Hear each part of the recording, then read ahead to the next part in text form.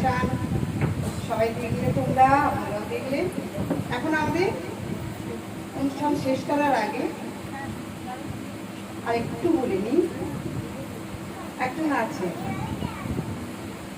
কি সুন্দর পার্ক, তমলুক বা এই অঞ্চলে এই আশেপাশের বিভিন্ন জায়গাতেও ওকে সবাই চেনে। একজন কবি, মানে বই আছে, বই মেলাতেও বেরোয়। কবি কীর্তি সুন্দর পাল আমাদের কাছে উপস্থিত হয়েছেন, এখানে আছেন। আমরা ওকে একটু সামনে দেখে নিচ্ছি, ওর কাছে কিছু শুনবো।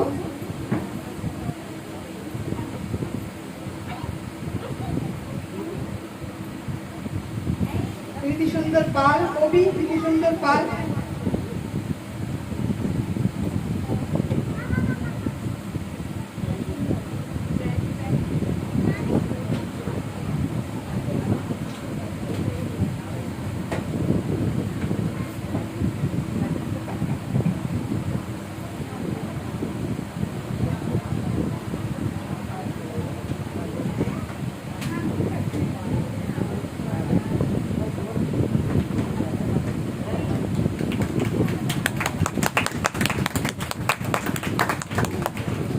মাইকটা দিচ্ছি।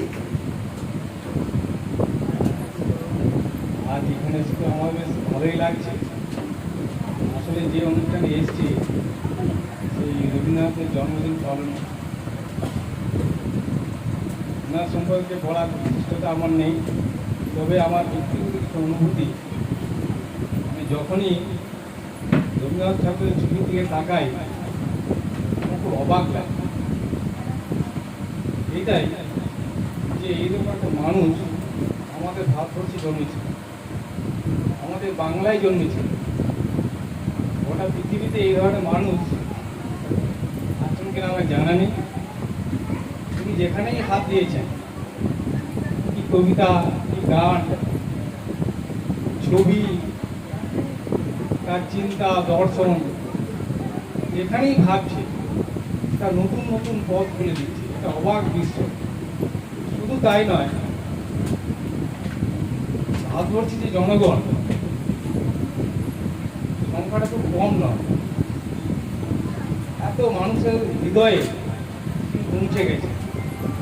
আমরা সকাল থেকে সন্ধ্যা পর্যন্ত রবীন্দ্রনাথ ছাড়া ঠিক সেভাবে চলতে পারি না। যত বয়স বাড়বে আমরা রবীন্দ্রনাথের কাছেই আমাদের মতো যেমন হতে হবে। তিনি আমাদের দেশ কেন, গোটা বিশ্ব তার যে গান, দুটো দেশে জাতীয় সঙ্গীত ভাবা যায়, তার যে ধর্ম, এই যে আজকে এত ধর্মে এত উগ্রতা, তার যে চিন্তা ভাবনা, সমস্ত বিষয়ে আমরা যদি গ্রহণ করতে পারতাম। তিনি বলেছিলেন সোনার বাংলা গড়ার কথা। আজ যে অস্থিরতা, আমরা আমাদের হৃদয়ে, প্রত্যেকের হৃদয়ে রবীন্দ্রনাথ আছে, তবুও আমরা সেটা ঠিক তার যে পথ আমরা ঠিক অনুসরণ করতে পারছি না। মাঝে মাঝে লজ্জিত হতে হয়।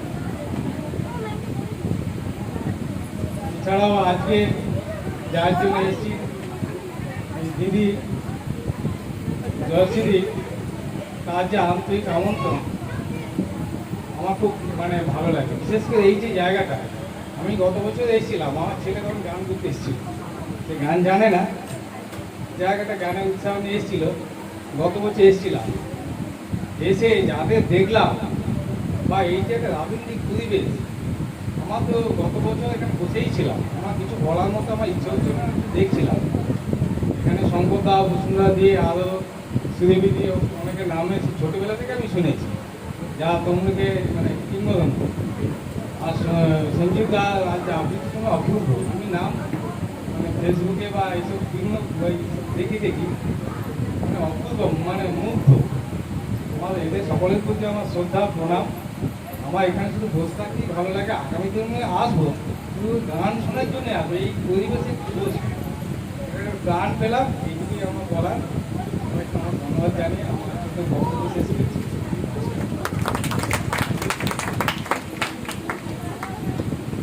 ডান্স একাডেমি রবীন্দ্র তাম্বৎসব পবিত্র না, এখানেই শেষ করছি।